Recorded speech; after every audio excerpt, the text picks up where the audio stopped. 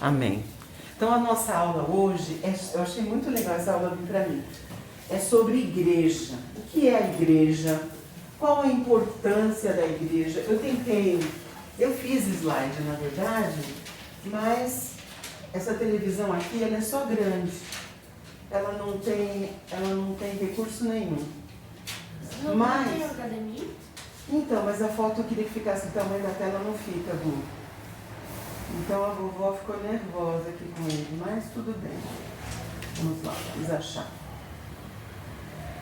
Então nós vamos abrir a nossa Bíblia. Todo mundo traz Bíblia nessa aula? Tem que trazer. Isso. E nós vamos falar um pouquinho do que é ser igreja, do que é a gente ter essa vida, né? Porque às vezes a gente não entende o que é a igreja, qual a importância da igreja, e às vezes a gente deixa de fazer as coisas por não entender mesmo. Acho que eu tenho que ficar aqui, né? Por não entender o que significa a igreja. Mas, isso.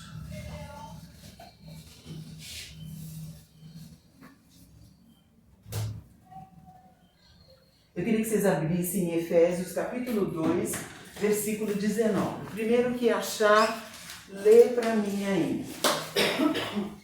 Então existem vários, Deus quando foi falando com a gente através do Espírito Santo, ele foi trazendo ideias do que é, e a gente precisa entender. Efésios o quê? 2, 19. Se nós não entendemos o que é a igreja, a gente nunca vai dar importância para ela, né? Isso. Efésios 2, 19. Então diz assim: assim, já não sois estrangeiros nem forasteiros. Isso que ele está falando é em relação ao reino de Deus. Em relação ao reino de Deus, a gente não é estrangeiro. O que é um estrangeiro? É um desconhecido, de lugar. Se você for para a Inglaterra, você é da cidade ou você é um estrangeiro? Você é um estrangeiro, porque você não é da terra natal, você não mora lá, você não nasceu lá. Nem forasteiro. O forasteiro é aquele que fica andando de um lugar. Ah, esse cara aqui é forasteiro. Ele vai aqui, vai ali, vai acolá. Então ele fala, não, vocês não são isso. Vocês não são. Vocês não são estrangeiros, nem forasteiros. Gente que entra, que sai. Mas vocês são concidadãos. Quer dizer, vocês são cidadãos do reino de Deus. Concidadão dos santos. Então, por isso que a gente se chama de irmão. Porque a gente tem um parentesco espiritual. Por isso que eu falo irmão Alex, irmã Dani, irmã Márcia. Por quê? Porque a gente é, como diz aqui, família de Deus. Não está escrito aí? Vocês são família de Deus. Então, isso é a igreja. É um grupo de pessoas que se reúne isso, né, para fazer algumas coisas também. Tem um objetivo. O objetivo que a igreja se reúne, é estudar. A gente vem aqui para estudar a Bíblia. Não é fácil, às vezes, entender tudo da Bíblia, né? Então tem gente que se forma em teologia, que nem o bispo se formou. Eu só fiz 1 ano de educação cristã, mas o bispo fez na igreja batista, fez 2 seminários. Por quê? Porque às vezes são coisas de outra, nós vamos aprender a cultura de Israel. É muito difícil, deixa eu achar. Eu vou ficar nervosa com esse negócio aqui, que some toda hora. O que será, hein? Porque ela fica parada muito tempo. Muito tempo? A avó tá falando demais, então? Então a gente vem para estudar, a gente também vem para adorar. Agora, a gente só adora na igreja? Sim ou não? Não, a gente não adora só na igreja, a gente adora em qualquer lugar. Mas um dos objetivos é aquela reunião de família, todos os filhos no mesmo lugar, né, adorando. Outra coisa é para a gente desfrutar um da vida do outro. Como? Ah, então eu vou morar na casa do Alex e da Dani? Não. A gente vai desfrutar da experiência que o outro tem com Deus.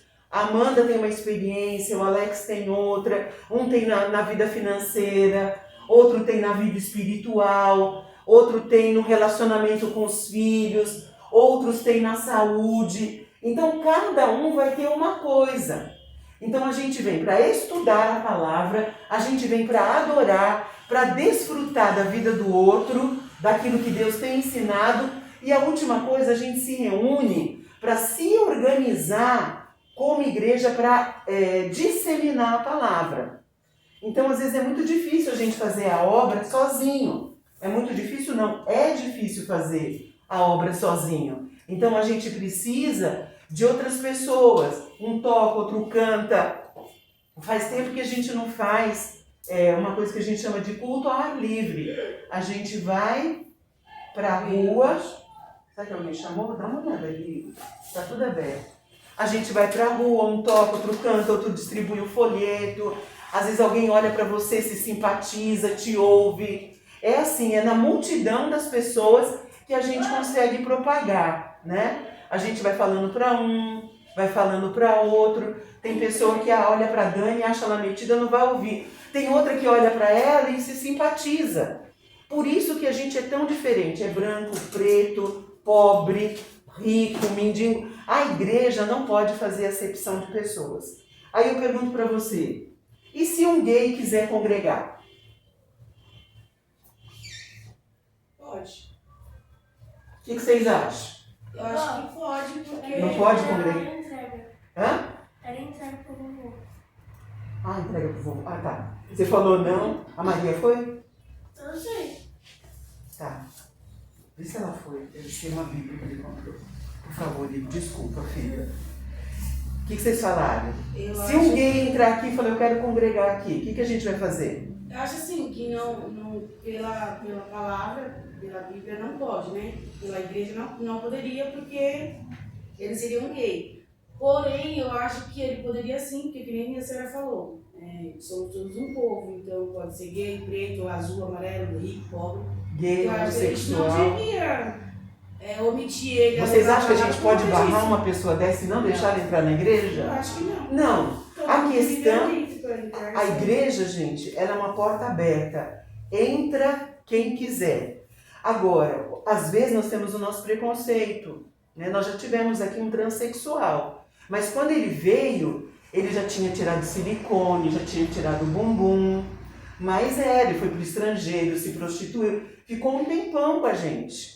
E ele tem luta, eu conheço, acompanho até hoje. Mas ele decidiu ficar na igreja. Ele peca? Peca.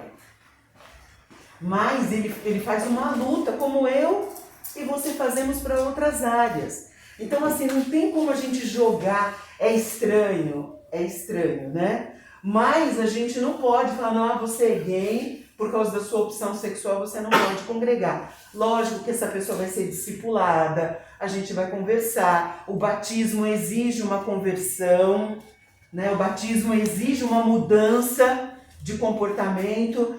Digamos que o Alex era alcoólatra, então um bêbado, né? O bêbado às vezes a gente põe para fora porque ele está atrapalhando o culto, mas se uma pessoa alcoólatra quiser frequentar, a gente vai ter esse trabalho todo de receber essa pessoa, tentar falar com ela quando está sóbria. Por quê? Porque Deus não faz acepção de pessoas. Nós fazemos, mas Deus não faz. Então, uma pessoa... Pode falar, amor.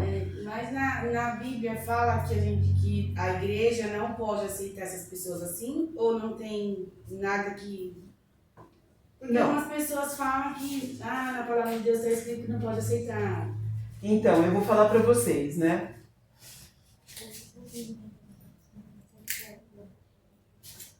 Tá. Ixi, eu não vou conseguir mandar agora. Alguém tem a mãe da...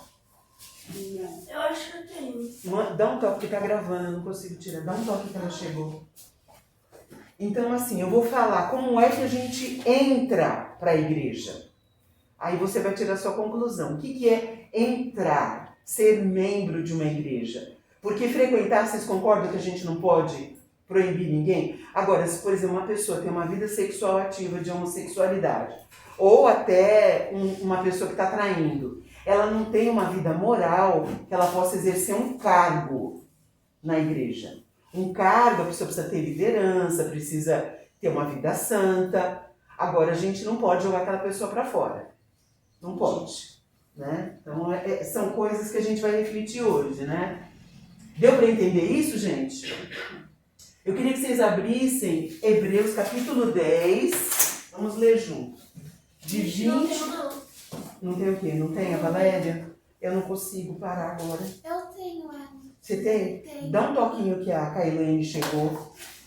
Hebreus capítulo 10. Só que não tá salvo. Não tem que acionar. Mas passou uma mensagem pra minha mãe tem. Isso. Por isso que eu gosto de gente jovem. Gente, quando você ficar velho, anda com gente jovem. Gente jovem resolve problema assim, ó. Facinho. Hebreus capítulo 10. Nós vamos ler. Deixa eu pegar um bloco. Se eu não me engano, é do 24.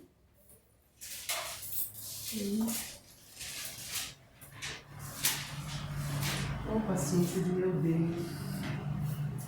Deixa eu falar com vocês. Por que você deve fixar ele? Então, filho, era isso que eu queria. A se ele tá duas vezes, você vai lá. Segura isso, vê se você consegue fazer alguma coisa aí. Olha, diz assim, do verso 24 em diante. Consideremo-nos também uns aos outros, para nos estimularmos ao amor e às boas obras. Não deixemos de congregar-nos, como é costume de alguns.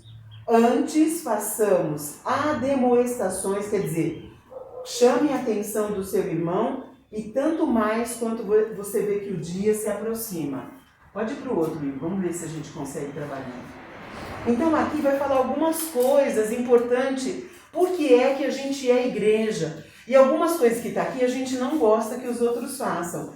Mas a primeira coisa que diz assim, que eu tenho que considerar, eu tenho que ter consideração pelas pessoas. Então, o desprezo é uma coisa que não cabe. Às vezes a gente pode se simpatizar mais, ter empatia mais por um tipo de pessoa, por outra, mas a gente nunca pode, eu não gosto de fulano. A gente tem que ter consideração. Por quê? Porque essa pessoa foi escolhida pelo pastor. Quem escolheu aquela pessoa? Deus. Foi Deus. Não foi, eu te trouxe a Márcia, amarrei ela. Não, ela vem porque ela faz uma ação, cada um de vocês involuntário. Então não tem como a gente não considerar. A gente tem que ter consideração pela pessoa. Pode ser faladeira, pode ser chata. A gente tem que ter uma consideração e um respeito. E ele vai falar por quê? Para a gente se estimular. A gente tem que estimular um aos outros ao amor e fazer obras. Obras mesmo. Fazer caridade, visitar as viúvas. A gente tem que ter obras na nossa vida. E a gente tem que estimular um ao outro. Por isso eu falo, Amanda, me ajuda nisso. Não posso. Ô Dani, não quer. Mas a gente tem que estimular. O que é um estímulo? É um incentivo. Sem incentivo. É que nem eu comecei a trabalhar com o Igor, com a Tayla, com a Aninha, a Kailane, não sei se ela veio nos ensaios, acho que não veio. Peguei um grupo de adolescentes e comecei a cantar. O que é isso? É um estímulo. A gente tinha até tirado uma música, mas aí a pandemia piorou, a gente quietou. É estímulo. O que você vai fazer para estimular? Hoje eu vou levar voluntariamente o lanchinho para as crianças. Você não precisa, toda hora alguém te escala. Você tem um coração voluntário. Deus espera isso da igreja, né? E deixa eu só acabar aqui de ler. E aí ele fala, não deixe de congregar, como é costume. Tem gente que tem esse costume, né? Antes a gente tem que chamar atenção. Quem gosta de ser chamado a atenção aqui? Ninguém. Então, assim, eu ligo, Dani, já faz 2 domingos que você não vem. A gente não reage assim? Nossa, tô sempre lá, só porque eu faltei um domingo, já tá me chamando a atenção. A gente não gosta, mas a Bíblia ensina a gente fazer isso com carinho. Amanda, não te vi, o que aconteceu, filha? Aí a pessoa, às vezes estava com preguiça, né? Às vezes, eu tinha uma festa, mas a gente tem que ser verdadeiro. Não fui. Deixa eu falar, eu estava com preguiça, pastora. Tá bom, assume aí. né? Mas a gente tem que ter um olhar para o outro. E esse chamar atenção não é para pegar no pé, é para a pessoa não desistir da fé. É para a pessoa não desistir da fé. Vamos para o próximo, Igor? Se a gente conseguir. Isso, sim. Aí agora eu quero explicar para vocês um negócio que é difícil a gente falar disso porque é mais teoria. Mas existe uma coisa que a gente chama da Igreja Universal, que não é a universal do Reino de Deus. E também a gente tem a Igreja Local. O que é a Igreja Universal? A Igreja Universal é a cidade fortificada, é a Igreja Batista, é a Igreja Presbiteriana, é a Árvore Videira ali que está aqui do lado. A Igreja Universal é a soma de todos os crentes. Em todo o mundo, qualquer pessoa que confesse, congregue, tenha vida com Deus, essa é a Igreja Universal. Deus não vem salvar a nossa igreja, Deus vem salvar a igreja. Então essa Igreja Universal é qualquer igreja que tenha, que confesse, que viva a palavra. Então nós pertencemos à Igreja Universal, não do Reino de Deus, né? Quer dizer, do Reino de Deus também, né? Mas não a do Edir Macedo. A gente pertence a essa igreja. Então, por mais que a Igreja Batista faz batismo na piscina, a outra igreja joga água na cabeça. Então, tem diferenças, um tem usos e costumes, tem tanta coisa que separam, né? Depois a gente vai conversar um pouquinho disso. Então, tem a Igreja Universal, que é todas as igrejas, né? Aí você pode perguntar para mim, e os católicos? E vocês, o que acham? Eu acho que Deus é um só. A diferença é que os católicos, eles vê mais santos, né? Eles acreditam nisso. E a gente não. E uma parte já nem tá assim, né? Que são os carismáticos. Uma parte já é bem, né? Você olha a celebração deles, não é mais aquela liturgia antiga, né? Eles estão seguindo bem o nosso padrão. Gente, eu vou falar para vocês o meu pensamento, né? A idolatria é uma escolha de outro Deus. Então é muito difícil, Deus não divide a glória dele com ninguém. Então quando você eleva Maria ao mesmo patamar de Jesus, que é parte da Trindade, não sei se já tiveram a aula da Trindade, Pai, Filho e Espírito Santo. Então a gente só adora um Deus. Quando a gente oferece adoração a uma imagem, ou mesmo um candomblé, a um pai de santo, a um ogum, qualquer coisa que divida adoração e glória, a gente está fora. Não é uma igreja que a gente poderia, assim, servir ao Senhor. Agora, eu posso julgar que todo mundo que está ali vai ser condenado? Eu não posso, porque a gente não pode julgar ninguém, né? E eles são chamados de cristãos, né? Porque eles têm a base da doutrina cristã, mas têm alguns costumes diferentes. É uma igreja que eu não escolheria para mim, né? Algumas igrejas eu não escolheria para mim. Então, assim, no dia do julgamento, a gente pode ver católico no céu. Eu tenho aqui um vizinho aqui do lado da nossa casa. Gente, que pessoas, assim, direita, boa. Agora, quem vai julgar o coração deles, a idolatria deles, não sou eu. É Deus, né? Eles oram, né? É aquele rapaz que nós estamos orando no grupo das mulheres que o filho foi atropelado, né? Então, é assim, eu não tenho condição de falar, não, você vai para o inferno. O que eu posso fazer é uma demonstração. Falar, olha, Deus não gosta que adore imagem de escultura. Agora, se essa pessoa vai para o céu ou não, eu não vou julgar. Eu não vou julgar. É uma igreja que eu não serviria porque eu sei que tem adoração à imagem. Então, eu não iria, porque faz parte da doutrina. Então, é complicado. Agora, quem vai para o céu ou não, gente... Nem aqui vai dizer, não, porque eu sou crente e vou para o céu. Quem vai definir isso é o Espírito Santo que está na tua vida. O Espírito Santo testifica dentro de mim se eu sou crente sim ou não. Tá? Próximo, Igor. A igreja local, então, nem precisa voltar. A igreja local somos nós, as pequenas aglomerações do corpo de Cristo. Então você participa de uma igreja local, mas você faz parte da igreja universal. Onde no dia que Jesus voltar, ele vai pegar todos os crentes. E você faz parte dessa igreja. Da Alemanha, do Brasil, da China. Todo mundo que crê em Jesus faz parte da igreja universal. Deu para entender? Tá? Bom, aí fica a pergunta, por que tantas igrejas? Por que? Você já se perguntou por isso? Por que tantas igrejas? Eu já falei algumas coisas, né? Doutrina. Aquela igreja não pode cortar cabelo, né? Aí pega lá o texto de Coríntios, a mulher usa véu. Aí você vai numa igreja, tem véu, né? E aí quando você lê o texto, você fala, isso é costume dessa igreja, mas nós não... Eles não leem o resto, mas cada um. Né? Eu não vou poder explicar todas as doutrinas que tem. Outra coisa que muda muito é como a igreja é governada. Então, por exemplo, tem a igreja episcopal, né, que é o bispo. Por exemplo, nós temos um modelo episcopal. É o bispo que coordena a igreja. Então, nós temos um modelo episcopal. Tem modelo de célula, que é todo mundo já sabe como que é, se reúne em pequenos grupos. Alguns chamam de pequenos grupos, outros têm a liderança é formada de presbítero e diácono, a outra igreja é de ancião, a outra igreja é só os pastores. Então, o que vai mudar? O jeito que a igreja é governada, o jeito que a igreja é administrada. Então, a nossa igreja é uma igreja em célula que acredita no discipulado. Nós não estamos fazendo por causa da pandemia, mas a gente acredita que cada pessoa deve fazer um discípulo.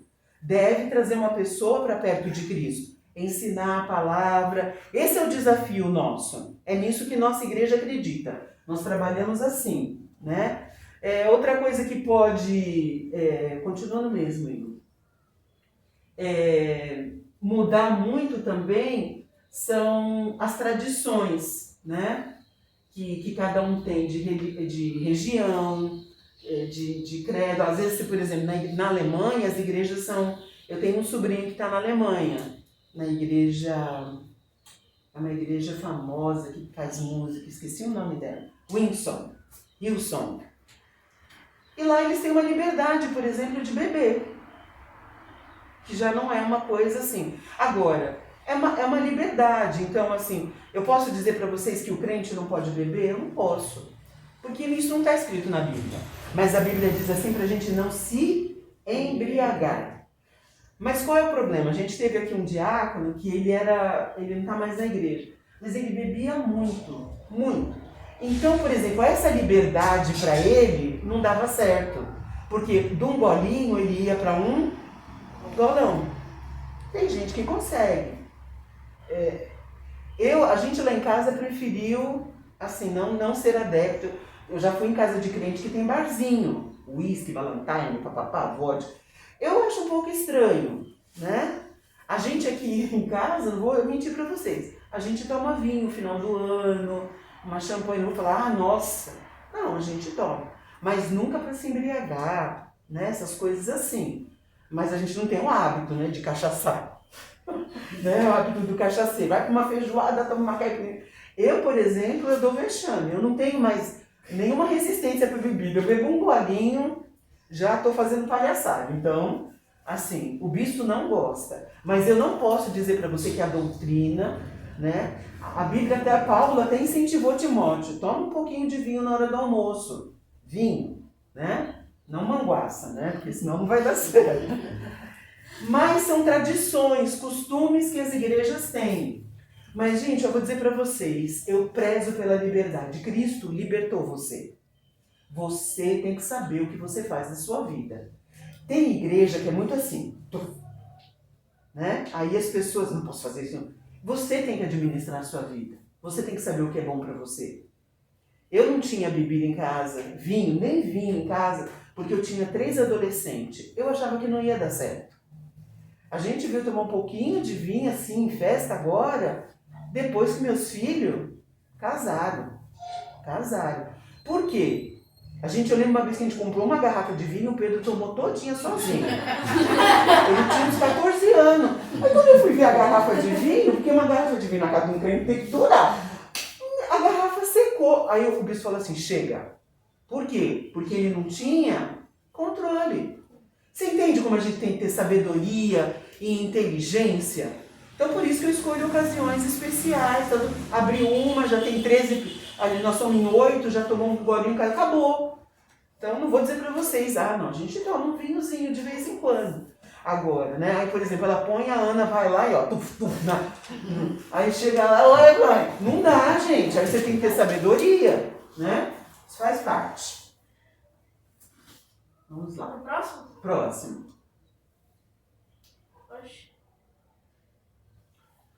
Sim, símbolos da igreja, que não dá nem para ver direito, né? Mas ó, quando a gente vai para a Bíblia, primeiro a igreja, na Bíblia, a gente é chamado de família, como eu li com vocês.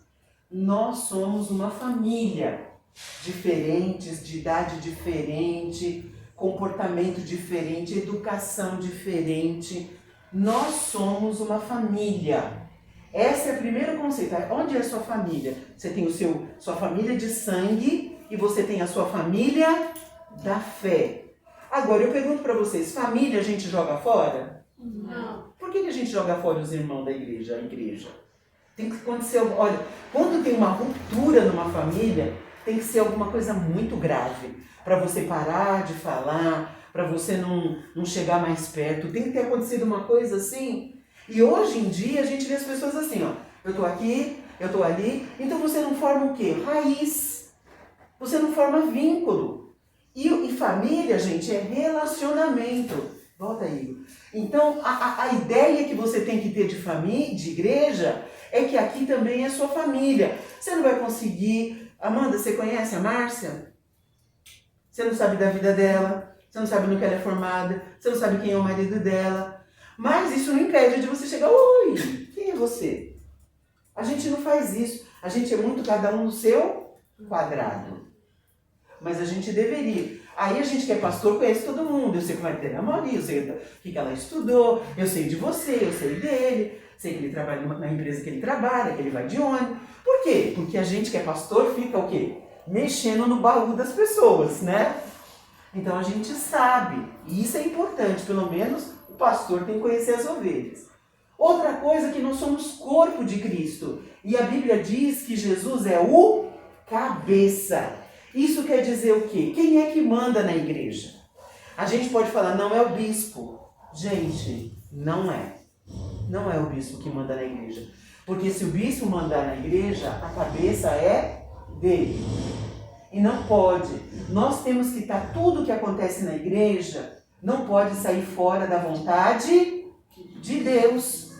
Não pode, porque se sair fora, já não é Cristo mais, não pode sair da vontade de Deus e nem da palavra. Não pode. Porque a gente tem uma pessoa que está comandando. Então o bispo, o João, o pastor, a gente tem que estar alinhado. Os líderes têm que estar alinhados com o cabeça. Por isso que a Bíblia diz assim, que eu e você devemos ter a mente de Cristo.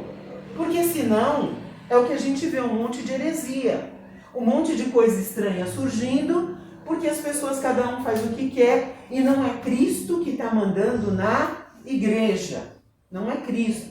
Então, por exemplo, digamos assim, o bispo fala assim, não, nós vamos mudar para uma igreja maior. Esse prédio aqui, né, sei lá quanto vale para vender. Se a gente fosse vender e comprar outro e parcelar, não é uma coisa que dá para ele fazer sozinho, gente. Vocês acham que dá? A gente chega aqui amanhã e fala assim, gente, nós vamos vender o prédio e a gente vai... Não dá, a gente precisa de vocês. A gente é corpo. Como que... Eu sou aposentado, o bispo é aposentado. Como é que nós vamos pagar um novo templo com maior? Não dá para fazer uma coisa assim, a gente sozinho. Alex, agora tá, a sua mensalidade é de R$2.000. Como é que nós vamos fazer isso? Então a gente tem que agir como um corpo, junto com o cabeça. Nós podemos até um dia, cresceu a igreja, vamos vender esse prédio, ou vamos alugar um outro e alugar esse aqui. Isso a gente tem que fazer junto com vocês, com a igreja. As decisões grandes, o bispo não pode tomar sozinho. Agora, vou comprar uma cadeira. Aí eu vou ficar ligando. Amanda, você acha que eu posso comprar uma cadeira? Ô, Márcia, você acha... Não dá. A gente vai... Coisas pequenas, a gente resolve. Agora, coisas grandes, a gente tem que... Vamos comprar um sítio? Tem que falar com a igreja. Né? A gente tem... Porque aí tem mais certeza que a igreja está andando o quê? Junta. Não está fazendo nada... Tanto que a gente não faz nada assim muito grande também, porque também não tem dinheiro, né? Então, mas a gente vai caminhando. Graças a Deus nós temos esse templo e não pagamos. Próximo. Outro símbolo da igreja. Gente, eu tô falando rápido. Tá dando para entender tudo? Outro símbolo lindo que a gente tem. Alguém pode abrir para mim Efésios 5? Você vai ler o verso de 25 a 27, depois o 32. Nós somos a noiva de Cristo. Esse é um outro símbolo que é lindo também. Efésios 5, de 25 a 27. Depois o versículo 32. Alguém vai ler para mim. Achou? Tá aí na mão, Amanda? Então leia, Amanda. 5, vamos esperar. 25 a 27. Depois o versículo 32, sozinho. A vós, maridos, amai vossas esposas, como também Cristo amou a igreja, e assim mesmo se entregou por ela, para a santificar, purificarmos com a lavagem da água pela palavra, para apresentar-se a si mesmo igreja gloriosa, sem máculas, sem ruga, sem coisa semelhante, mas a santa e irrepreensível. Grande é esse mistério, e digo-vos, porém, em respeito de Cristo, a da igreja. Aí ele vai, veja bem, o apóstolo Paulo vai começar a falar do marido. Amem as suas esposas como Cristo ama a igreja. Ele está fazendo uma comparação de amor conjugal. É uma comparação, né? Ele falou assim, olha, assim como o marido ama a esposa, cuida dela, assim é Cristo com a igreja. Ele é o noivo. Ele cuida, ele vai falar, eu cuido para que ela não tenha mancha, mácula, é quando tem uma mancha, uma nódoa, né? Para que ela fique sem defeito, sem ruga. Gente, a igreja não precisa nem de cirurgia plástica, né? Deus faz cirurgias na gente, vai tirando. Na verdade, para que serve uma cirurgia plástica? Para tirar o que a gente acha que está o quê? Ruim, imperfeito, feio. E aqui vai dizer isso, né? Que ele vem para tirar aquilo que é feio na gente, que é imperfeito, para a gente se apresentar para ele como uma noiva, limpa, lavada. Então a gente tem essa ideia também de que a igreja, e quando eu falo igreja, é a igreja universal, não só a cidade fortificada, mas todas as igrejas. Quando ele vê, ele olha e trata a gente como se fosse noiva, a esposa dele, que ele vai cuidar, ele vai tirar sujeira, ele não vai deixar com defeito. É assim que a gente tem que ver alguém que está cuidando da gente. Diga isso comigo, Cristo cuida da igreja. Amém. Vamos para o próximo. Gente, eu falo demais, acho que já acabou a hora, nem sei. 9. Outra coisa que você vai encontrar, se eu conseguir ler, peraí, eu tô certo. 1 Coríntios 3,19. Aí eu quero que vocês decifrem para mim. 1 Coríntios 3,9. O Alex lê pra gente aí, Alex. Vamos ver o que é que vocês entendem disso. 1 Coríntios 3,9. Pode ler, Alex. Porque de Deus somos cooperadores, lavoura de Deus, edifício de Deus sois vós. Olha só, ele fala 3 coisas. De Deus nós somos cooperador. O que é um cooperador? O que vocês acham? É Ajuda a as pessoa pessoas. que participa das coisas. Que participa das coisas, né? Ajudar. Cooperador é aquele que opera junto. Cooperador, ele está operando junto para fazer a obra de Deus. Depois fala de cooperador, qual é a próxima palavra, Alex? Lavoura de Deus. Lavoura. O que vocês acham que quer dizer? O que é uma lavoura? Para que serve uma lavoura? Lavoura é... Será? Plantação? Sim, Uma multidão, plantação. uma plantação. Geralmente as plantações servem para quê, gente? A semear semente. E geralmente a gente faz lavoura para Comer.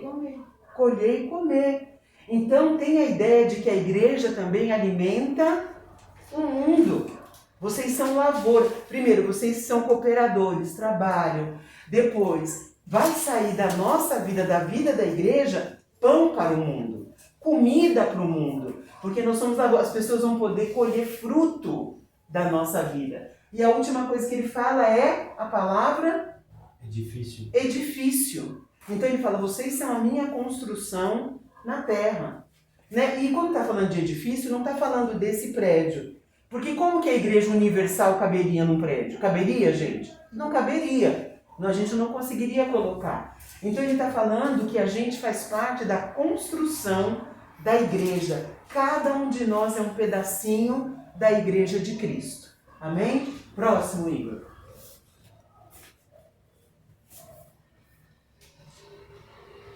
E tem mais 2 símbolos. Uma abre aí para mim, 1 Coríntios 3:9 e o outro abre em 1 Pedro 5:2. Tá. E a Kailane, 1 Coríntios 3:9. São as últimas 2 ideias que eles vão dar de igreja. Noiva, lavoura, edifício, família. É 1 Pedro. 5:2. Quer dar comigo?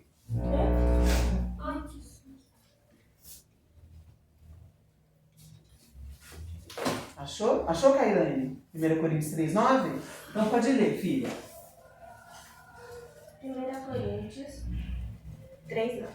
Isso. Porque nós somos. É o mesmo texto que o Alex leu, não é? Isso. É o mesmo, que vai falar que é edifício. Desculpa, é o mesmo. Então, 1 Pedro 5:2. Não achou. Peraí, eu vou tentar ler. Eu gosto desse barulho, parece anjo batendo asa. Vira a página pra cá e pra lá. 1 Pedro 5:2. Primeiro que achar, ele pode ler. 5:2? 5:2, Igor. João. Pedro. 1 Pedro. Pode ler, Amanda. Apacentai o rebanho de Deus, que está entre vós. Tende cuidado nele, não por força, mas voluntariamente, nem por torpe arrogância, mas de ânimo próprio. Então, a última ideia que vem de igreja é que a igreja é um rebanho, que é cuidado pelo pastor. Né? E esse pastor não é pastor só ser humano, precisa. Né? Por isso que toda igreja você vai encontrar um pastor. Né? Na igreja católica eles chamam de padre porque é o símbolo de pai. Né? E na igreja, por exemplo, congregação cristã, acho que é o ancião, a pessoa mais velha, a ideia do patriarca. Então, a gente tem um cuidado pastoral, né, de um pastor que está olhando, verificando, conversando, ajudando, apoiando, mas aí ele está falando aqui mesmo para um pastor, apacentar o rebanho de Deus. Porque Deus, quando olha do céu a igreja, ele vê como ovelha. Vê como uma ovelha que precisa ser cuidada, pastoreada. Um bichinho que é violento, ovelha, gente? Não. É manso. Então, tudo isso Deus vê. Então, vê como noiva, edifício, lavoura, corpo de Cristo. E também como, que eu acabei de falar agora, rebanho. Tá bom? Vamos lá para o antepenúltimo. Bom, como é que você se torna membro da igreja? Da Igreja Universal, alguém... Abre aí pra mim, Amanda, rapidinho, que eu acho que eu tô passando da hora. Romanos 10:9. Tem 20 minutos ainda. Ah, tem? Até 10h30? É. 10h10 Então agora. eu tô correndo achando que eu tô atrasada. É 1 hora de aula. Então, gente, vamos lá. Deixa eu sentar. Vai sentar. Vou sentar, porque eu não tô nem deixando vocês falar achando que está demorado. Romanos 10:9. Como é que eu faço parte da Igreja Universal? Aí quando acabar essa aula, eu falo assim, a bispa mandou a gente, todo mundo para a Igreja Universal. 10:9. Novo Testamento, Tayla. vai passar Mateus, Marcos, Lucas, João, Atos, Pode ler? É romano? Romanos. Pode ler? Vocês não tiveram aula de ter que cantar musiquinha? Não, a minha mãe me ensinou a música. Então, tem que ensinar. Você vai gravar pra nós, tá? Ele mandar no grupo. Tá bom. Tá bom? A musiquinha de decorar. Eu não sei mais. Ela me ensinou o Novo Testamento. Do novo? Tá bom, já você grava e manda no grupo. Pode ler, Mi. Se você confessar com a sua boca que Jesus é o Senhor e crer em seu coração que Deus o ressuscitou, dentre os mortos, será salvo. Isso. Se você confessar com a sua boca que Jesus é Senhor e crer em seu coração que Deus o ressuscitou, dentre os mortos, será salvo. Então a primeira pergunta que eu faço para vocês, é o batismo que salva? Não. Não. É primeiro você tem que confessar com a sua boca. Por isso que a gente faz apelo. Porque a pessoa tem que ter uma confissão. Eu confesso que Jesus Cristo é o Senhor e crê que Ele ressuscitou, porque nós não servimos a um Deus morto. Por isso que vai falar, tem essa importância de falar que Ele ressuscitou de entre os mortos. Senão aqui seria Maomé, budismo, a gente estaria servindo uma pessoa morta. Mas a igreja, ela é chamada de corpo vivo. Por quê? Porque o cabeça, que é Cristo, não está morto. Ele ressuscitou. Ele ressuscitou. Então veja bem, a salvação não é o batismo. Porque o batismo para muitos pode ser só um banho. A pessoa vai lá, passa na piscina, a gente que é pastor fala, eu te batizo em nome do Pai, do Filho e do Espírito Santo. Porém, se a pessoa no coração dela, ela não creu em nada, ela vai ser salva? Não. Por isso eu digo para vocês, não é batismo que salva. O batismo é um símbolo da sua salvação. É um ato profético de que você creu. Aí você vai nas águas e você faz aquilo que tem um símbolo de purificação, tem um símbolo de você ir debaixo, a gente imerge mesmo você, dizendo que você está morrendo para o mundo e vivendo para Deus. Mas se eu pegar uma pessoa qualquer aí, não quer dizer que ela vai ser salva. Então, para você receber a salvação, você tem que confessar. Eu creio que Jesus Cristo é o Senhor. Eu falo isso com a minha boca. Gente, eu faço várias vezes essa oração. Eu repito, eu confesso, Senhor, que tu... Não é só uma vez, sabe? Aquela vez que você vai lá na frente, alguém te chama. Às vezes, quando tem apelo, eu oro junto de novo. Eu não preciso confessar Jesus. Eu posso confessar Jesus todos os dias. Senhor, eu confesso que tu estás na minha vida. Eu confesso que eu acredito no Senhor. Apesar do problema, das coisas. Por quê? Por exemplo, essa situação que eu estou vivendo. Muita gente vai perdendo a fé quando fica doente, quando passa por uma circunstância difícil. Então eu vou e falo, Senhor, eu confesso que tu és o Senhor, que o Senhor ressuscitou e vai me ressuscitar também. Então isso é um jeito de nós afirmarmos, porque tem um outro texto que diz assim, lá em Romanos, que eu não vou lembrar. O bispo que é bom de texto, eu não sou de referência, né? Mas diz assim, ó, a boca fala do que o coração está cheio. Se você está cheio de Deus, você vai falar de Deus. Se você estiver vazio, então a confissão é um desejo.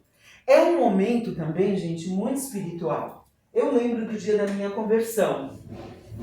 Eu fui para a igreja, eu namorava o bispo, eu não era cristã, ele era desde berço.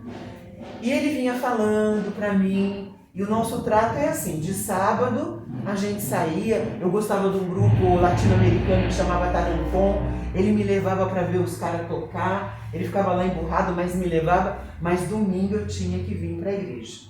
E eu digo para vocês, ouvir a palavra faz diferença. Eu era assim rebelde, mas de domingo era o nosso trato. Sábado, vamos jantar, vamos fazer domingo, igreja. Aí eu ia lá.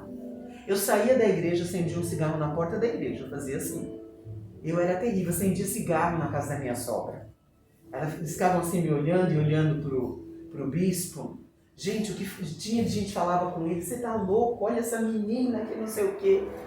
Mas eu ia para a igreja, prestava atenção. Eu lembro um dia que eu estava sentada, o pastor estava pregando, e eu ficava folheando a Bíblia. Aí acabou o culto, ele falou assim, ó, quando eu estiver falando, você presta atenção em mim. Gente, eu queria voar na cara daquele pastor. Dá um jab nele, puf. Eu olhei assim, tá bom. Foram me corrigindo. E eu lembro que eles encomendaram uma missionária para falar comigo. Era a tia do Hélio, do bispo. Meu Deus, aquela mulher fala. E assim, eu argumentava. Aí chegava uma hora, ela conhecia tanta Bíblia que eu ficava só. Eu comecei a ler a Bíblia de raiva dela. Raiva, porque ela sabia eu não sei nada do que ela está falando. Aí eu comecei a ler. Gente, olha só. E nisso Deus me alcançou. Aí já tinham feito vários apelos. E quando fazia, eu falei, eu não vou aceitar Jesus nessa igreja. Esse povo nem gosta de mim, vou nada. Né? Família, meu Deus, vai sair pouco dizer. Vamos lá. Aí nesse dia, aí o pastor fez apelo. Gente, eu me segurei no banco, era banco. Eu falei, eu não vou. Mas o meu coração pedia, vai. E naquele dia, eu não fui. Eu fiquei lá segurando, assim, acho que os capetas me ajudaram. Ficaram me segurando ali naquele banco. Aí quando chegou, ele foi me levar para casa, eu falei assim, sabe que eu fiquei com vontade de me entregar para Jesus? Ele me chamou. Aí ele falou, por que você não foi? Eu falei, esse povo da sua igreja é muito metido. Não vou não. Aí nós fomos num acampamento e ali eu fiz a minha confissão pública, porque a gente tem que fazer.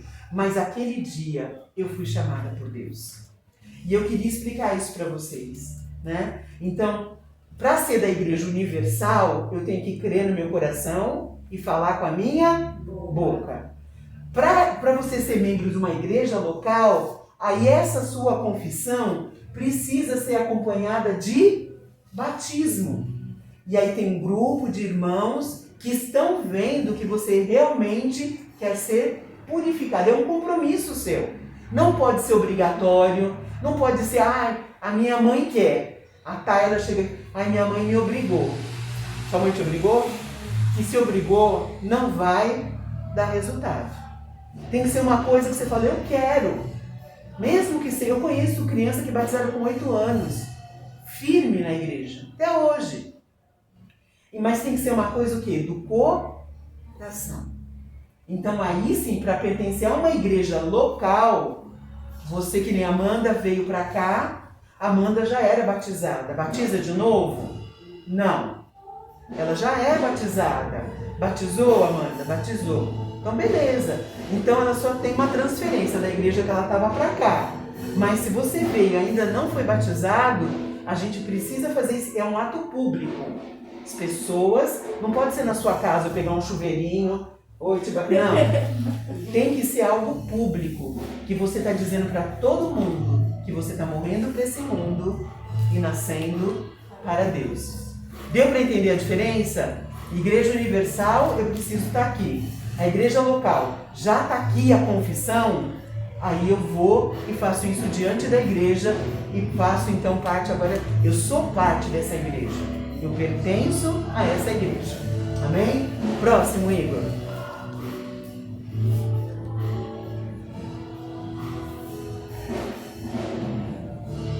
Isso. Tá.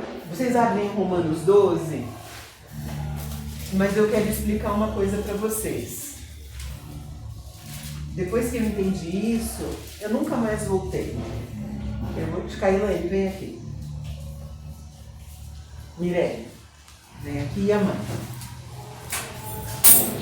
Cailane, venha. Mirelle e Amanda. No grego, tem uma palavra que explica o que é igreja. Eles são chamados daqueles que são chamados para fora. Eles já não estão aí mais nesse grupo. Então, quando Jesus chama a Cailane, ele tira ela de um grupo e chama ela para fora. Ela não faz mais parte desse grupo. Dá para entender? Nós estamos no mundo, mas nós não somos do mundo. Dá para entender isso? Nós estamos no mundo. Mas quando Deus chamou a Cailane, Ela foi tirada para fora. Por isso que diz lá, vocês aqui, vocês são forasteiros. Vocês não pertencem a este lugar. Então, as outras pessoas, qual é a diferença delas, né, aqui nesse exemplo? Qual é a diferença de quem não é chamado para quem é chamado? Ele agora, por mais que ele esteja nesse mundo, ele já passou desse mundo para o outro mundo. Por quê? Dentro da Cailane agora habita uma coisa que não habita no outro grupo. O Espírito Santo. É o Espírito Santo que faz a obra no crente. Não é igreja, não é pastor. O pastor ajuda, ministra a palavra, você vem, ouve a palavra trabalha em você. Mas por quê? Porque ela é chamada. Se o Espírito Santo não estiver aqui, a palavra é letra. Então agora a gente está no mundo, mas agora Jesus olha assim e fala, essa daqui é a minha família, esse daqui é o meu rebanho, esse daqui é a minha lavoura. Agora, Deus não está se importando com outro grupo? O que vocês acham? Sim, se importa da mesma forma. Se importa. E o que ele quer desse outro grupo? Que ele venha pra... Que ele venha. Por isso que já em João 3,16 diz assim, Deus amou o mundo de tal maneira que deu o seu Filho, para que todo aquele que nele crê pertença a esse grupo. Então, a palavra chama eclesia. O que quer dizer eclesia? São aqueles que foram tirados para fora. Esses somos nós. Somos melhores que os outros? Não. Mas ele separou a gente. Tanto que a Bíblia fala, vocês são separados. A gente não é igual porque somos todos carne, todos pó. Eles pecam, a gente peca. Certo? Ou a gente parou de pecar depois? Não. Eu não parei ainda. Não parei de pecar. Queria. Mas de vez em quando dou uma pisada no tomate. Então, mas agora o Espírito Santo fala, Ana, o que você está fazendo? Precisa um pastor lá? Fala, Cailane, me conta aí o que você falou na escola. Você conversou com qual menino, Cailane? Ó, revelação. Então a gente vai... Aí o Espírito Santo começa, se o Espírito Santo não fala com você, é uma voz doce. Não vai ficar gritando. Não. Ele vai falar. Cailane, isso aí, você respondeu pra tua mãe, Cailane. Que bagunça você está fazendo, filha? Aí ela fica, minha mãe também. Aí a gente responde. Minha mãe é chata, minha mãe também é isso, minha mãe é autoritária, minha mãe não deixa revelação pura, né? Deixa eu sair. Mas a gente foi tirado para fora, eclesia. Nós somos tirados para fora para ser trabalhado. E aí a gente estende a mão, vem, Tayla. Vem. Aí ela chega. Chegou uma novinha. Esses são as novinhas. Aí a gente tem que acolher. Nós que temos uma experiência, temos que começar a ensinar, não julgar, ter paciência, para que ela comece a andar junto com aqueles que foram chamados para fora. E ela vai olhar quem? Esse grupo ou esse? Esse. Ela tem que olhar para esse grupo. Esse grupo vai ter que ser o que para ela? Exemplo. Pode sentar, meninas. Obrigada. Então, essa é a ideia de igreja. Nós somos separados, mas nós não somos melhores. Sabe? A gente não é melhor, mas nós somos separados para uma obra. E essa obra começa com o Espírito Santo trabalhando em você. A gente vem à igreja para adorar, como eu falei, para estudar, para se aprofundar, para conhecer, para saber como Deus age um na vida do outro.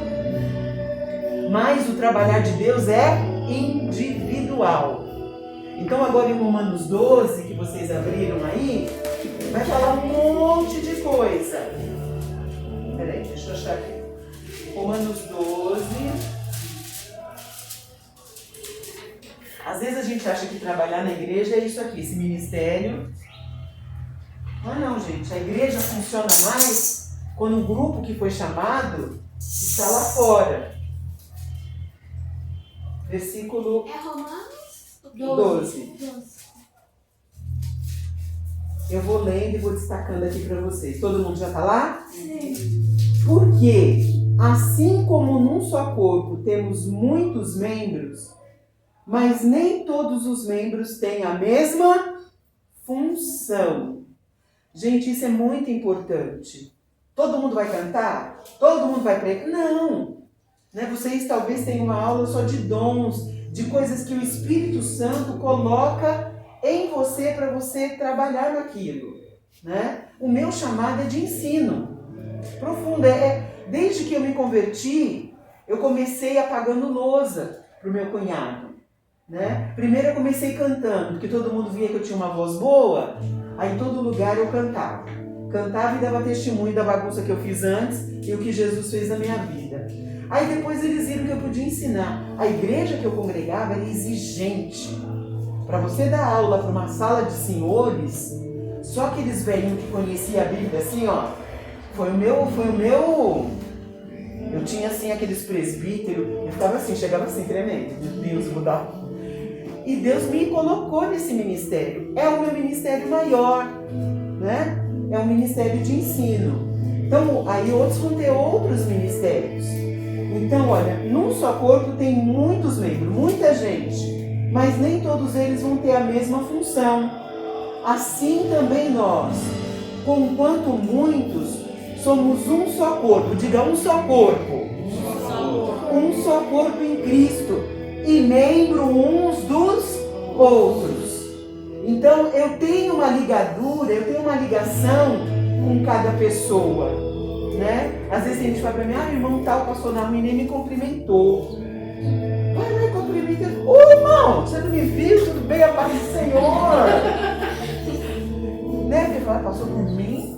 Vai lá, faz tua parte, cria um vínculo. Às vezes a pessoa é tímida, às vezes a pessoa nunca nem falou com você na igreja. Oi! Às vezes a pessoa tá sem óculos. Por exemplo, né? Não enxerga. Não enxerga. Tem gente que às vezes me cumprimenta porque veio na igreja, não é membro. Oi, bispa! Oi! Tudo... Eu sei lá com quem eu tô falando. Eu não sei. Oi, tudo. E você? Aparece lá, porque eu sei que não é daqui, né? Não pulo lá qualquer dia. A gente tem que ser educado, né? Assim também nós, conquanto muitos, versículo 5, somos um só corpo em Cristo e membros um dos outros. Nós temos uma ligação. Tendo, porém, diferentes dons. Fala assim, Deus, revela o meu dom. Revela o meu dom. Amém? Amém. Querido, Deus tem que falar com você qual é a habilidade que Ele te deu. E Ele vai dar um dom segundo a graça dele. Vai olhar para Alex uma coisa, para Dani é outra, para Mandel. Não é para a gente ser igual. Não é. Cada um, Deus vai dar uma coisa. Aí Ele vai falar se profecia, segundo a proporção da fé, se ministério, tem que se dedicar. Né? Que eu vi que a sala da dança tá bagunçada, vocês vão arrumar. Viu que eu entrei lá, tem roupa no chão do Ministério de Dança. Não sei o que vocês fizeram. Deixa eu jogar ele ao vivo. Ao vivo! Porque tudo que a gente faz, gente, tem que ter o quê? Dedicação.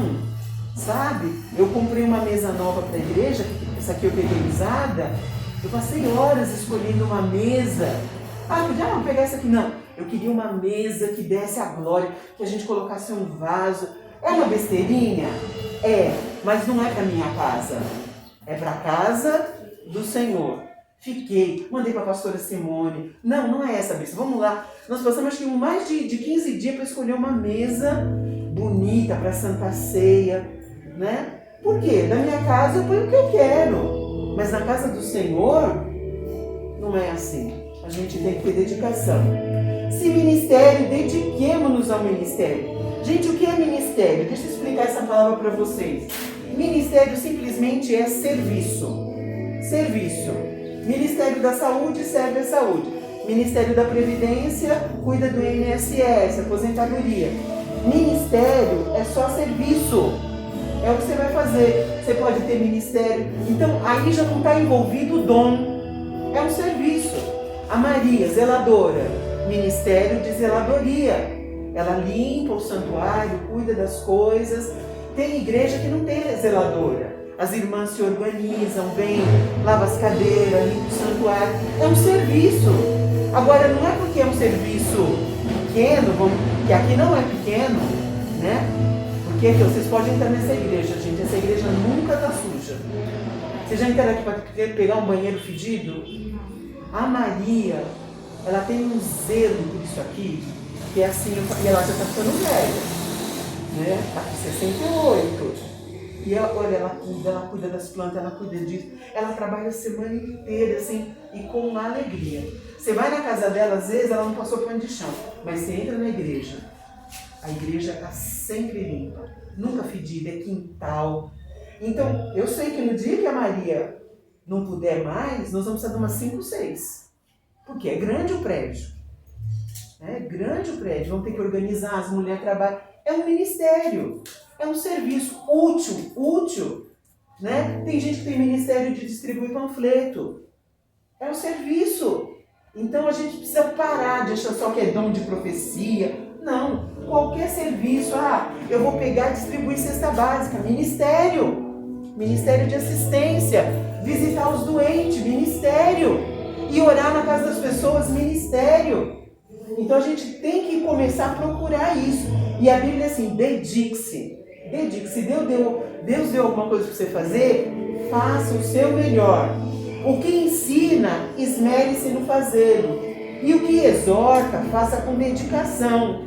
Até contribuir é serviço, gente. O que contribui com liberalidade. O que preside, por exemplo, como bispo, com diligência. E quem exerce misericórdia com alegria. Olha, misericórdia é um serviço. Às vezes a pessoa, eu já lidei assim com pessoa que estava uma vida assim, fez muita besteira, né? E de repente, às vezes as pessoas não têm misericórdia, só o dedo que, sabe, que aponta. Sabia que às vezes é um serviço, o seu coração se encher de amor e falar para aquele pecador que é da igreja, irmão, Deus vai te restaurar. De vez a gente fala, fez adulterou com a mulher e que não sei o quê. Gente, a gente não é melhor que ninguém, não. E quando acontece uma coisa disso do irmão enfraquecer e cair, o que a gente faz? Joga ele fora? Você acha que Jesus joga ele fora? Não. Jesus jogou aquela mulher que foi pega em adultério? Não, ele foi lá e falou, vai, não peques, mas a gente é assim, ai, aquela jovenzinha engravidou. Nossa, que vergonha. Então vai lá e compra um macacãozinho, fala, Deus vai restaurar a tua vida, Deus vai providenciar um marido para você, Deus vai consertar essa situação. Isso se chama misericórdia. Sabia que isso é um serviço para Deus? Você demonstrar compaixão. E não é só na igreja, não. É em qualquer lugar. É um mendigo que você dá uma coisa, é alguém que bate na tua porta. Gente, a Bíblia diz assim que Deus não esquece nem de um copo de água. Tudo que você faz em nome dele, você está trabalhando para a igreja. Qual igreja? Local? A universal. A universal. Você não sabe fazer. Tem coisa que é da igreja local, mas tem coisa que é da igreja universal. Né? Acho que é o último, Igor. Não, já é o último. Já é o último, né? Olha. Isso. Ó. Isso. Então eu queria dizer para vocês que vocês foram tirados para fora. O dia do batismo é só um dia de alegria. Que você vai falar, é isso mesmo que eu quero para a minha vida. Eu quero que o Espírito Santo trabalhe em mim. Né? E que eu possa ser exemplo para aqueles que chegam na constância, no exemplo, no meu casamento. É fácil, gente? Não é não, eu digo para vocês. Não é fácil. Mas eu quero dizer para vocês que a partir, desde aquele dia que vocês falaram, eu quero, eu recebo, o Espírito Santo entrou e começou a fazer uma obra que ele ainda não acabou. Ele vai, olha Deus, o Espírito Santo tem trabalhado tanto em mim nesses dias. Certeza da minha salvação, certeza de que ele vai cuidar de mim, certeza de que eu só vou sofrer aquilo que ele quer. É fácil? Não. Muita gente fala, Deus me abandonou. Não. Deus não me abandonou, não. Deus está cuidando de mim. Deus está cuidando de mim. E a gente tem que ser testemunho. Tem gente que olha para mim e fala, não parece que você está doente. Eu falei, sabe por quê? Porque tem cheiro de vida em mim. gente tem que ser assim, queridos. E quando chegar a hora de ir, a gente tem que se preparar. Porque esse é o final de todo mundo, né? Como eu falei outro dia. Vocês acham que só eu vou morrer? Não, todo mundo vai morrer, né? Jovem, velho. Mas espero que vocês tenham aprendido alguma coisa nessa aula e que Deus abençoe vocês. Lembrem sempre disso, vocês foram tirados para fora, para ser bênção na mão do Senhor. Vamos orar? Vou desligar aqui.